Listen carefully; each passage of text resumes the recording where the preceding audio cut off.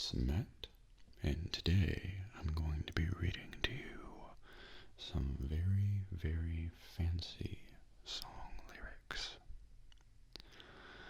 For this video, I took some songs that have very easily recognizable lyrics, and I rewrote parts of them so that they would sound as overly formal or technical as I could. It's kind of a silly idea, but I had a lot of fun writing these, and I hope you'll enjoy listening to them. I'm not going to tell you which songs these belong to, but I will put the song titles in the description. So if you'd like, you can guess while listening, and see if you're correct at the end. Anyway, without any further ado, let's get started. Once upon a time, a stranger walked up to me and informed me that this life was surely going to treat me very poorly. In addition, many were of the opinion that I was most certainly not the smartest person around town. However, I was not the only one giving off a vibe of below average intelligence, for also present was a young female holding her index finger and thumb against her forehead in the shape of the letter L. Hello there.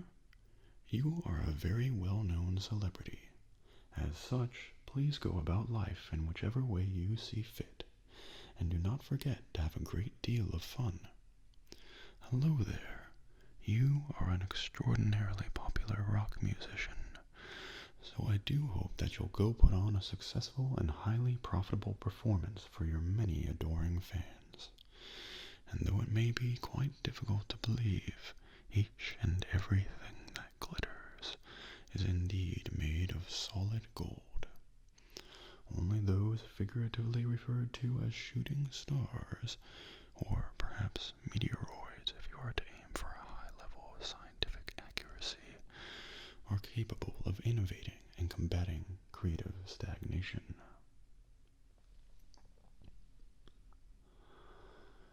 Is what I am currently experiencing in fact reality?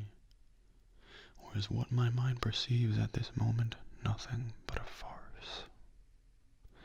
Entangled in a massive pile of sliding dirt and rocks, I get the overwhelming feeling that I am required to face the truth of where I am and what is happening. Please open both of your eyelids, tilt your head backwards, and gaze upon the vast, distant atmosphere above. I myself am simply an unfortunate young male, so I do not require the sympathy of you or any other person. Why is this, you ask? Well, this is because I have a markedly relaxed and freewheeling personality, one that periodically fluctuates between mildly positive and mildly negative emotions. As a result, the direction of the wind on any given day is of no particular importance to me. Mother, I would like to inform you that I have very recently murdered an adult male that likely did not deserve death. I placed the barrel of a handgun to his temple, pulled the metal trigger, and now he is deceased.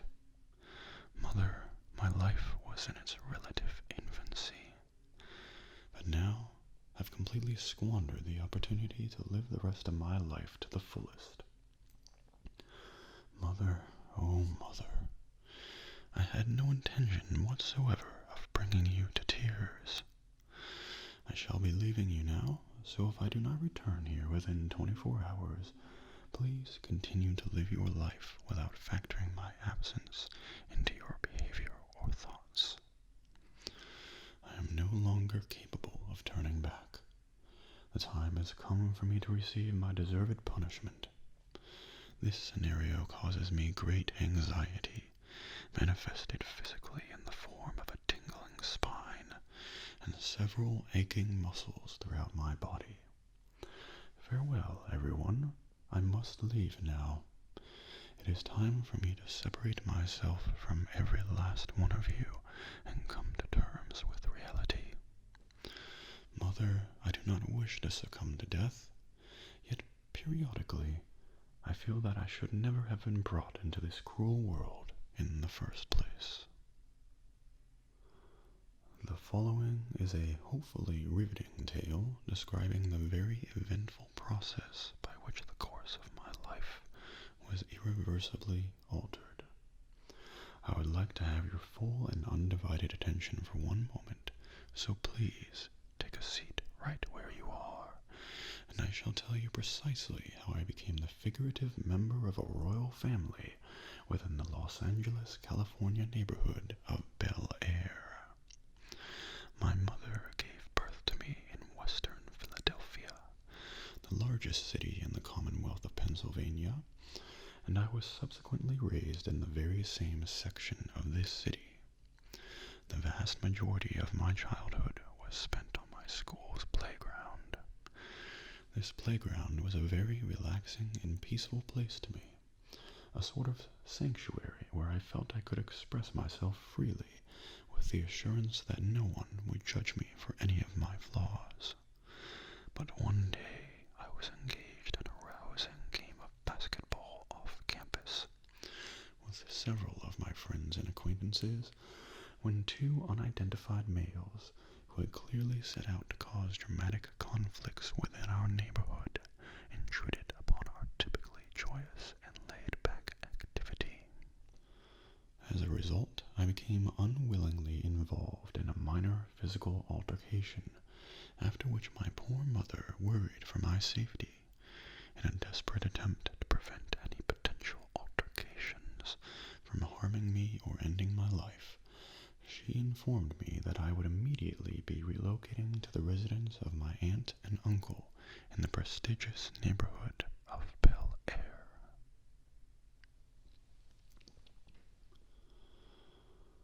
Awaken from your slumber immediately. Obtain a suitable brush and then apply a small amount of makeup. With this makeup, conceal all of the injuries inflicted upon your face during the recent violent conflict. Why exactly did you neglect to remove your set of keys from the table? It appears to me that you are, unsurprisingly, beginning to fabricate yet another untrue story. I assert that it was your intention to do just that. Obtain a suitable brush and then apply a small amount of makeup. I assert that it was your intention to do just that. With this makeup, conceal all of the injuries inflicted upon your face during the recent violent conflict. I assert that it was your intention to do just that. Why exactly did you neglect to remove your set of keys from the table? I assert that it was your intention to do just that. I do not feel that you have placed a single modicum of trust in my self-righteous decision to voluntarily end my life.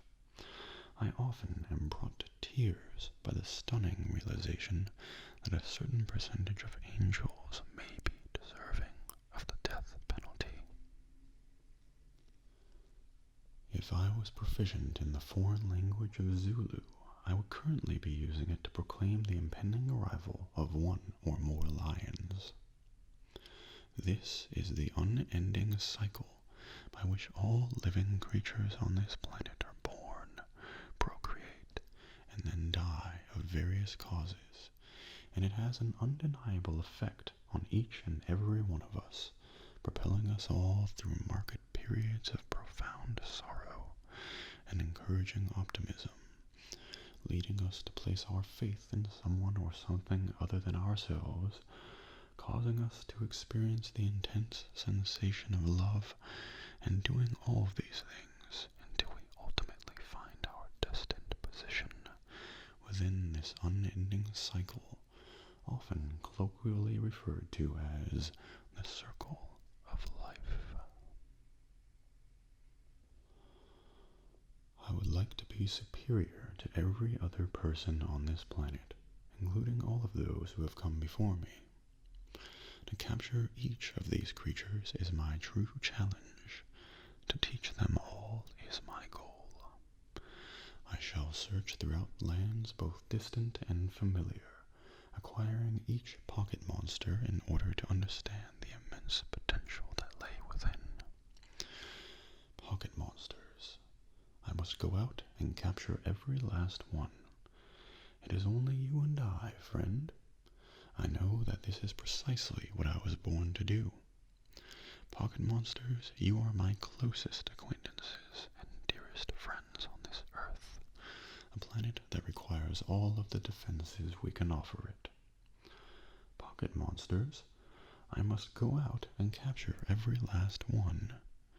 With a moral compass so pure and unadulterated, our high level of confidence and motivation shall lead us to great and lasting success. I will learn from you all, just as you all will learn from me, pocket monsters. I must go out and capture every last one of these elusive and powerful pocket monsters.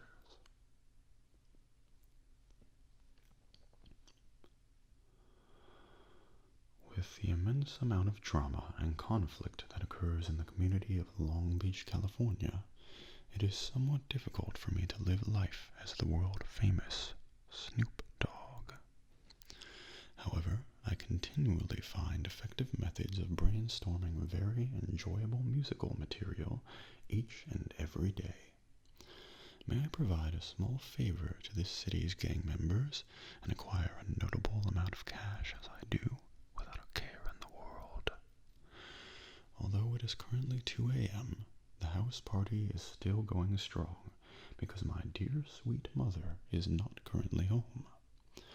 There are several ladies engaging in coitus and other sexual activities in the living room, and they have no intention of leaving until 6 a.m. So, I ask, just what would you like to do? I have an entire pocket filled to the brim with male contraceptives, and all of my fellow acquaintances do as well. So please, turn off all of the lights and close all of the doors, but bear in mind that we harbor no romantic interest in any of these women. Thus, we will be smoking 1 ounce of marijuana while listening to this song.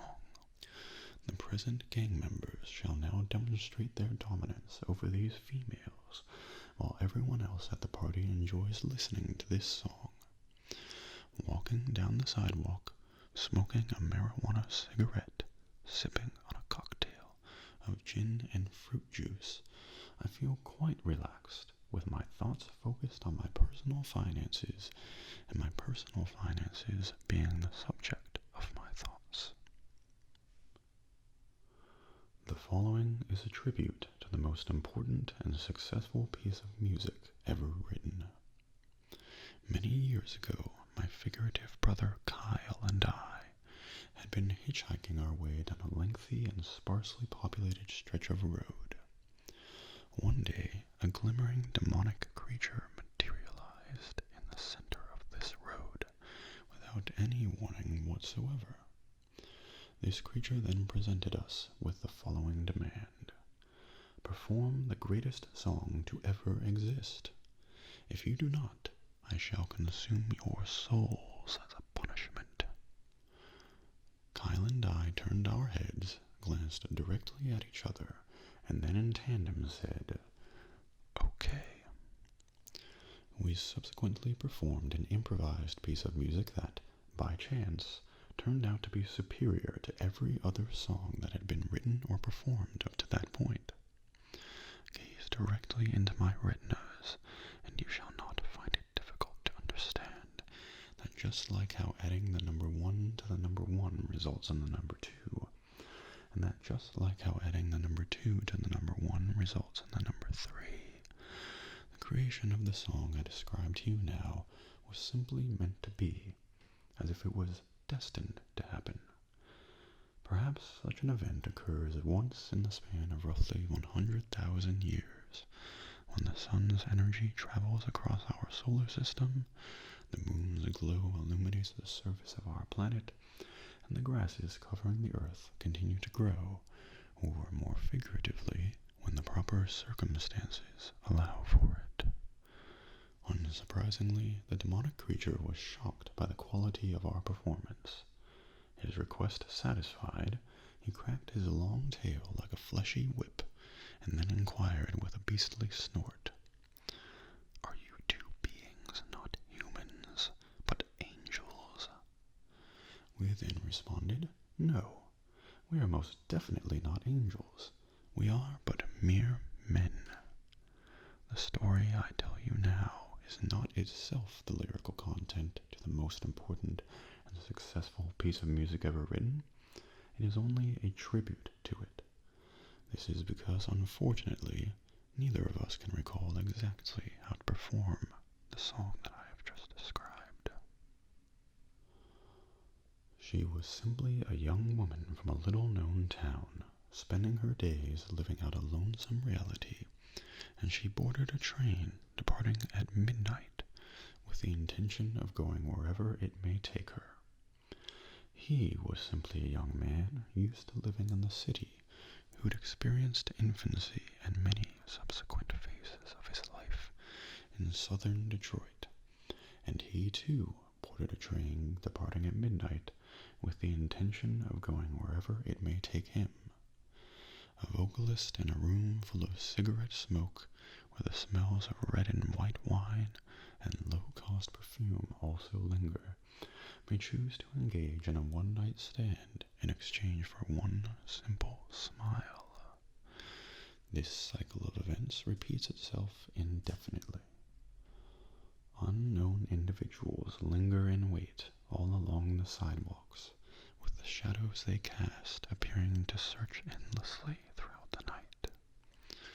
People stationed like living, breathing street lamps seem to exist only to search for emotions hidden in the darkness of the night. I go to great lengths in order to obtain the things that satisfy me. Each and every one of us seeks to participate in thrilling activities.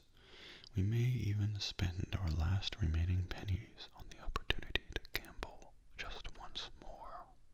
A certain percentage of people shall succeed, a certain percentage of people shall fail, and a certain percentage of people may feel that their life's purpose is to sing blues songs. This figurative feature film has no ending. It continues until our eventual extinction. Do not lose faith in whatever may inspire you. Keep a firm hold on this feeling.